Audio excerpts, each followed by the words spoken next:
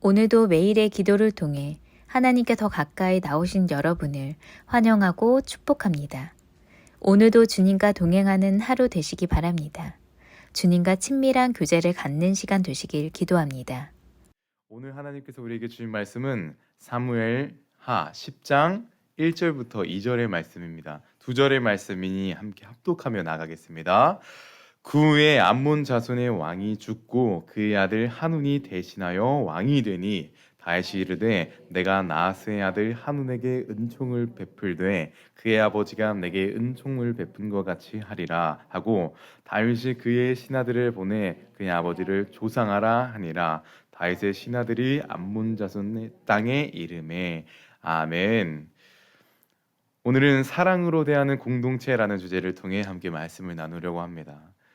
어느 한 공동체에 속해 있다면 가지게 되는 고민이 있습니다. 바로 가정, 직장, 일터나 교회 공동체에 사랑이 넘치게 되기 위해서는 어떻게 해야 하는가라는 고민이죠.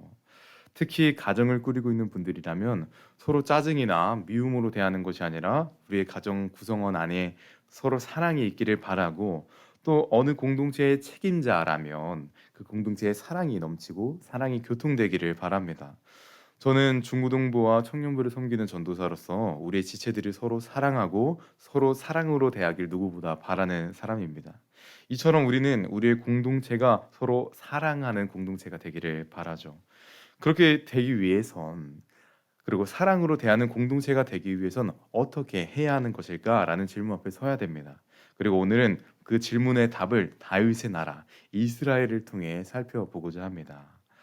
다윗의 나라는 어떻게 사랑이 넘치는 나라가 될 수 있었을까? 그리고 다윗은 어떻게 사랑이 넘치는 공동체를 세워낼 수 있었을까? 그 방법을 살펴보기 위해서 오늘 1절을 다시 한번 읽어볼 필요가 있습니다. 함께 읽겠습니다. 시작. 그 후에 암몬 자손의 왕이 죽고 그의 아들 한운이 대신하여 왕이 되니 아멘.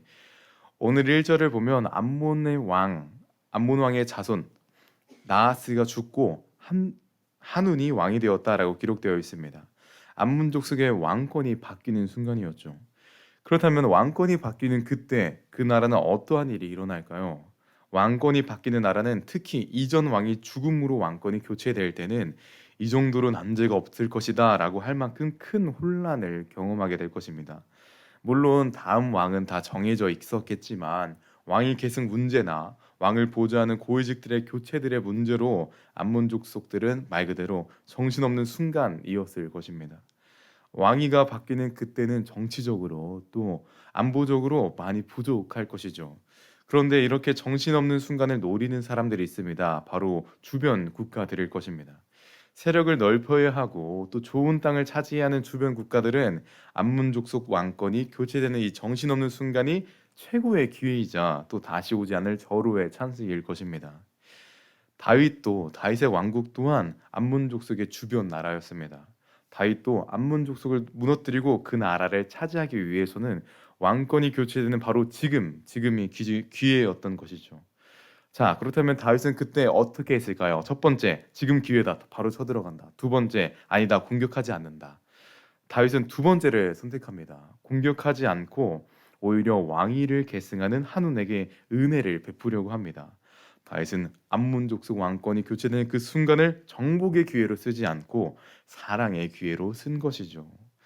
그렇다면 다윗은 왜 암몬 족속을 공격하지 않았을까요? 그 이유는 바로 오늘 성경에 어디를 봐도 공격하라라는 하나님의 음성이 없었기 때문입니다. 공격하라는 하나님의 뜻이 없었기에 다윗은 암몬 족속을 치지 않았던 것입니다. 다윗은 하나님의 음성을 듣는 사람이었습니다. 어느 순간에도 하나님께 묻고 일을 행하는 사람이었죠. 그러니 하나님의 음성이 없이는 다른 나라에 치는 일 또한 하지 않았던 것입니다. 이것이 바로 사랑이 넘치는 공동체로 만드는 첫 번째 방법이자 오늘 첫 번째 메시지인 하나님의 음성을 듣는 공동체가 되어야 한다라는 것입니다. 다윗은 자기 맘대로 유리할 때 움직이는 사람이 아니었습니다. 유리할 때 움직이는 사람이 누구입니까? 바로 제가 그랬습니다. 공동체 속에서 뭐 하나 잘한 것 같으면 그걸 또 내세워서 더 많은 이득을 취하려고 하고, 또 공동체 내부의 사람이 뭐 하나 저에게 꼬투리가 잡히면 그걸 이용해 공격하기로 했었죠. 이런 모습이 있으니 사랑이 넘치는 공동체가 당연히 될 수가 없는 것입니다. 이와 반대로 사랑의 공동체를 만든 다윗은 자신이 유리할 때 움직이지 않았습니다. 하나님의 음성이 있을 때만 움직였었죠. 사울이 살아 있을 때 사울은 다윗을 지독하게 괴롭힙니다. 그러다 다윗이 사울을 죽일 수 있는 기회가 생깁니다. 그때 다윗은 어떻게 합니까? 죽이지 않았습니다. 하나님의 말씀이 없었기 때문이죠. 또 다윗이 왕의 자리에 오른 후에 사울의 손자를 죽일 기회가 있었습니다. 그런데 그때 죽이지 않습니다. 죽이기커녕 왕의 식탁에 초대하고 지낼 곳을 내어주며 함께 지내며 사랑해 줍니다. 왜? 죽이라는 하나님의 음성이 없었기 때문이죠. 만약 다윗이 하나님의 음성을 듣지 않았던 사람이라면 사울을 죽이고 그 손자를 죽였을 것입니다. 자신의 목숨을 위해서 그리고 자신의 나라를 위해서 그것이 당연히 맞다고 판단이 되기 때문이죠. 하지만 하나님의 음성을 듣는 사람이었기 때문에 사울을 죽이지 않는 사랑을 했었고 손자를 죽이지 않는 사랑을 베풀었던 것입니다. 우리의 공동체를 갖고 나갈 때 또 우리의 가정 안에 있을 때 만약 우리가 하나님의 음성을 듣지 않는다면 공동체를 위한 당연한 판단이라는 명목으로 우린 누구에게 상처를 주고 아픔을 줄 수가 있습니다. 하지만 하나님의 음성을 듣는 사람, 하나님의 음성을 듣는 공동체라면 다윗이 사울의 손자에게 사랑을 베푼 것 같이 또 오늘 한운을 향해 은혜를 베푼 것 같이 우리는 사랑의 공동체가 될 수 있을 것입니다. 오늘 여러분께 부탁드립니다. 하나님의 음성을 듣는 공동체가 되셔서 서로를 사랑하고 사랑이 넘치는 공동체를 세워가는 여러분 되시기를 간절히 소망합니다. 오늘 두 번째 메시지를 살펴보기 위해서 2절 전반부를 함께 볼 필요가 있습니다. 함께 읽어 나가겠습니다. 시작. 다윗이 이르되 내가 나하스의 아들 한운에게 은총을 베풀되 그의 아버지가 내게 은총을 베푼 것 같이 하리라. 아멘. 오늘 다윗은 백성들에게 한운에게 은총을 베풀어야 되는데 왜 베풀어야 하냐? 한운의 아버지인 나하스가 나에게 은총을 베풀었기 때문이다라고 합니다. 다윗은 나하스에게 받은 은혜를 기억한 것이고 그리고 그것을 끝난 것이 아니라 그의 아들 한운에게 그 은혜와 사랑을 전한 것이죠. 다윗이 사랑을 전할 수 있었던 것은 그 전에 받았던 사랑을 기억했기 때문입니다. 이것이 오늘 우리에게 주는 두 번째 메시지이자 사랑이 넘치는 공동체가 되기 위해선 사랑을 기억하는 공동체가 되어야 한다라는 것입니다. 받은 사랑을 기억해야 된다라고 하는데 그것이 참 어렵습니다. 사람들이 나에게 한 아쉬운 부분이나 속상한 것만 기억을 하게 되는 것이죠. 그 속상한 것만 기억이 나면 우리의 마음은 어떻게 됩니까? 공동체를 사랑하고 싶지도 않아지고 사랑을 베풀고 싶지도 않아집니다. 그럴 때는 어떻게 해야 할까요? 속상한 것만 기억되고 사랑을 나누고 싶지 않을 땐 어떻게 해야 될까요? 바로 우리를 행복하게 해주는 다른 사람들을 기억하기만 하면 됩니다. 누군가에게 받았던 사랑, 누군가에게 받았던 은혜, 누군가에게 받았던 행복을 기억할 때 우리는 사랑을 베풀 수 있게 되는 것이죠. 이러한 삶을 살아낸 분이 계십니다. 바로 예수 그리스도가 그러한 삶을 살아내셨습니다. 만약 예수님께서 자신을 속상하게 한 사람들만 기억했었다면 예수님을 비난한 바리새인과 서기관들 앞에서 좌절하셨을 것입니다. 또 예수님을 거부한 유대인들 앞에서 좌절하셨을 것이죠. 하지만 예수님은 그것만 기억하지 않으셨습니다. 제자들과의 사랑을 기억하셨고 막달라 마리아의 사랑을 기억하셨고 그리고 하나님의 그 은혜를 그리고 하나님의 그 사랑을 기억하셨기 때문에 십자가에 달리실 만큼 우리를 사랑하실 수 있었던 것입니다. 여러분, 속상하게 하는 사람만 기억하지 마십시오. 이제는 행복하게 해주는 그들을 기억해 주십시오. 우리가 받은 사랑을 기억할 때 다윗이 사랑을 기억하고 사랑을 나누는 공동체가 된 것처럼 우리도 사랑을 나누는 공동체가 될 것입니다. 그런데 또한 기억해야 될 것이 있습니다. 담임 목사님께서 늘 말씀해 주시는 내용인데 우리는 늘 좋은 사람을 만나게 해주세요라는 기도보다 좋은 사람이 되게 해주세요라는 기도를 해야 된다라는 것을 담임 목사님께서는 말씀하십니다. 우리는 이것을 기억해야 되는 것이죠.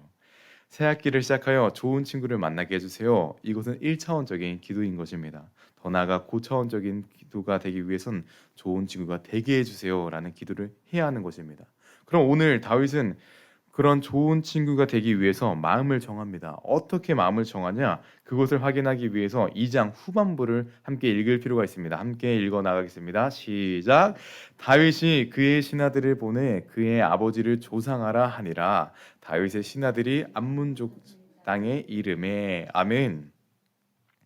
다윗은 신하들을 보내 전 암몬 왕의 조상을 하도록 합니다. 그리고 다윗의 신하들이 그 암몬 땅에 이르게 되죠. 다윗은 좋은 친구를 만나기보다는 자신이 좋은 친구가 되기 위해서 그 직접 사랑을 행한 것입니다. 사랑을 기억하고 끝난 것이 아니라 사랑을 직접 행한 것이죠. 이것이 오늘 우리에게 주시는 마지막 메시지이자 사랑의 공동체가 되기 위한 세 번째 방법은 사랑을 행하는 공동체가 되어야 한다라는 것입니다. 오늘 우리는 사랑이 넘치는 공동체가 되기 위해서 하나님의 음성을 들어야 하고 받은 사랑을 기억해야 된다라고 나눴습니다. 그런데 만약 하나님의 음성을 듣기만 한다면, 받은 사랑을 기억만 한다면 사랑이 넘치는 공동체를 만들기는 어려울 것입니다. 사랑하라는 음성을 듣고 받은 사랑을 기억하면 이제는 정말 사랑을 행해야 하는 것이죠. 저는 공부를 좋아하는 편은 아니지만 수업을 듣는 것을 좋아합니다. 성경과 관련된 수업이 아니더라도 우리 듣다 보면 은혜가 되는 것이 많기 때문이죠. 제가 지난 수업을 들었을 때는 사람이 큰 문제를 해결함에 있어 중요한 네 가지의 단계가 필요하다고 합니다. 첫 번째 단계는 문제를 해결할 수 있는 정보를 많이 습득해야 한다는 것입니다. 그리고 그 정보를 습득하다 못하 너무 힘들 때면 두 번째 단계, 쉬는 단계가 필요하다고 합니다. 아무리 해결하려고 해도 해결이 안 되고 체력적인 어려움이 생긴다면 이제는 쉬어야 된다는 것이죠. 그런데 사람은 하나님이 만드신 걸작품인 게 정말 분명한 게 우리는 쉰다고 하고 논다고 해도 우리의 뇌는 계속 혼자서 일을 한다고 합니다. 우리가 습득한 내용들이 계속 우리 몸속 뇌 안에서 리마인드 된다는 것이죠. 그러다 여러분 한 번쯤 느껴보셨을 것입니다. 아, 이거다라고 생각이 되는, 문제가 완벽하게 해결이 안 되더라도 아, 이거면 되겠다라고 번뜩일 때가 있다고 합니다. 이 번뜩이는 단계가 바로 세 번째 단계라고 합니다.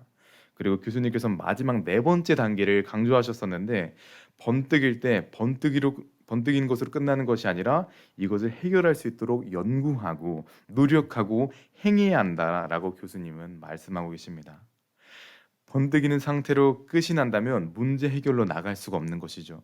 저는 이 수업을 통해 사랑하는 것도 알고 끝나는 것이 아니라 행하는 것이 중요한 것이구나라는 것을 깨닫게 되었습니다. 오늘 우리 사랑을 행하기를 원합니다. 우리가 사랑을 알고 끝난다면 그것은 사랑하는 공동체가 아니라 사랑을 아는 공동체로 끝이 날 것입니다. 진정한 사랑이 넘치는 공동체가 되길 소망한다면 그런 여러분께 마지막으로 선언하고 선포하겠습니다. 오늘 하루 사랑을 행하는 하루를 살아내십시오. 누군가와 마지막 대화를 하게 된다면 그 자리의 분위기는 어떨까요? 이 대화의 이유로 그 사람과 오래 만나게 되지 못한다면 너무 슬프고 속상할 수도 있을 것입니다.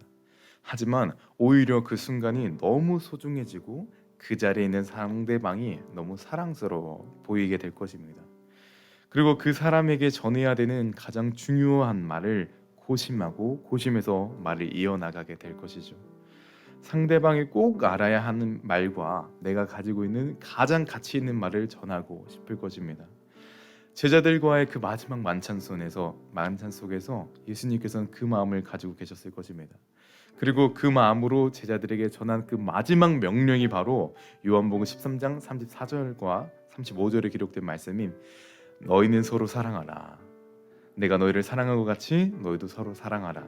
이것이 너희가 내 제자인 줄 나타낼 것이다 라는 말씀입니다.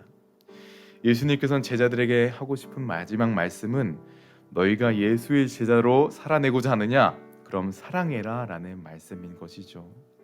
우리도 그 말씀을 붙들고 살아내기를 원합니다.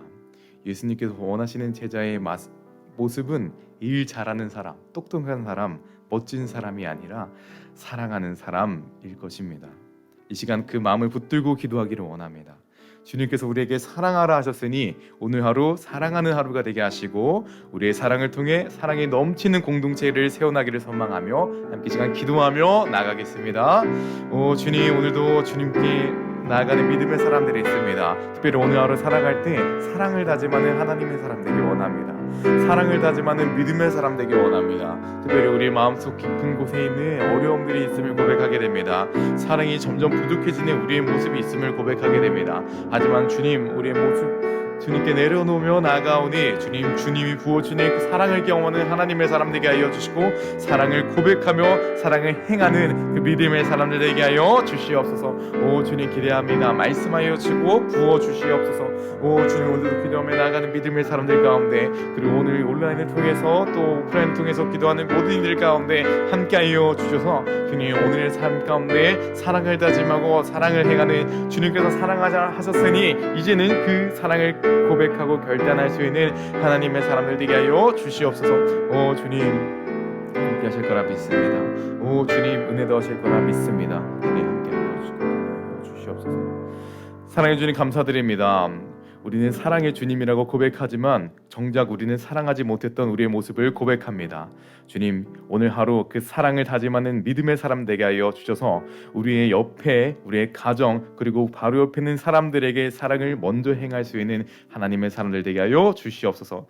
그리하여 그 사랑이 점진적으로 발달하여 이 세상이 서로를 사랑할 수 있는, 이 세상에 하나님을 바라볼 수 있는 그 귀한 사역의 시작이 되게 하여 주시옵소서. 주님 함께 하실 거라 믿습니다. 오늘 하루 동행하실 거라 믿습니다. 오늘 함께 하실, 그리고 능력 더하실, 힘 더하실 예수 그리스도 이름으로 기도드립니다. 주기도문으로 예배 마치겠습니다. 하늘에 계신 우리 아버지여, 이름이 거룩히 여김을 받으시오며 나라가 임하오시며 뜻이 하늘에서 이루어진 것 같이 땅에서도 이루어지이다.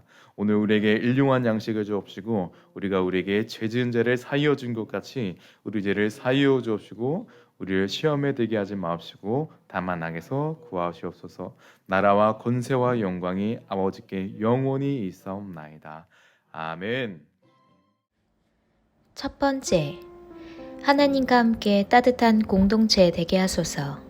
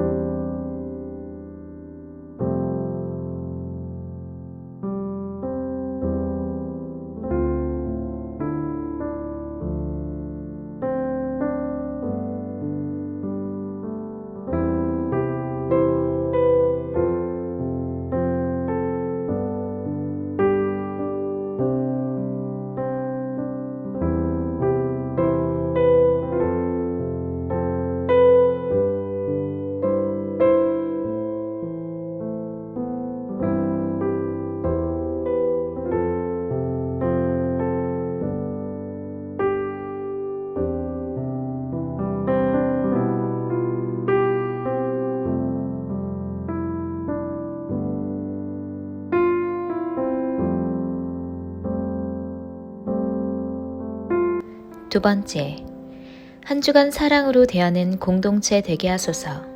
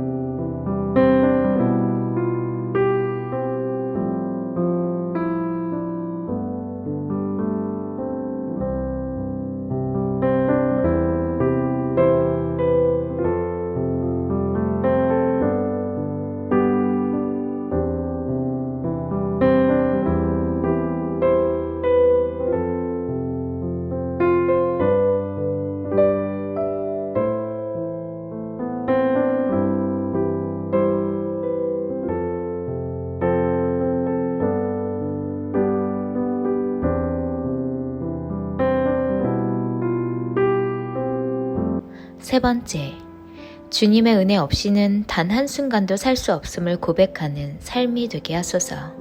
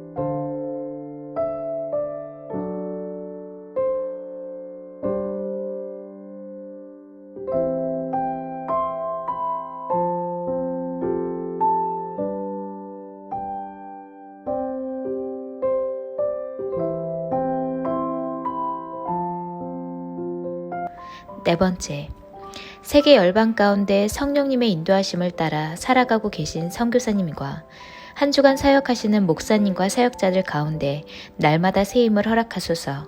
하나님으로 인하여 감사하게 하시고 기뻐하게 하소서.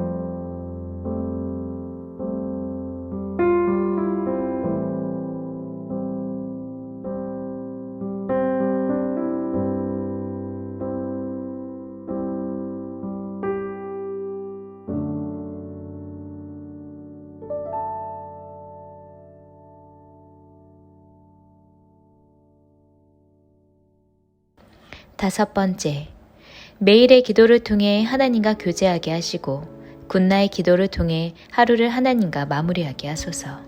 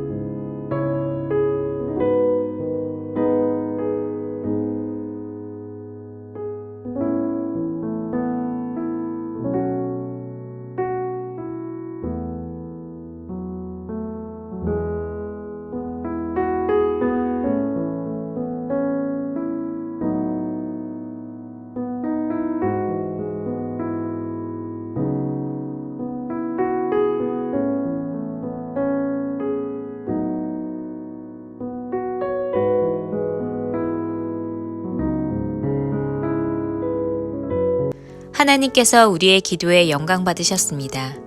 이제는 우리의 삶을 통해 하나님의 영광이 되시기 바랍니다.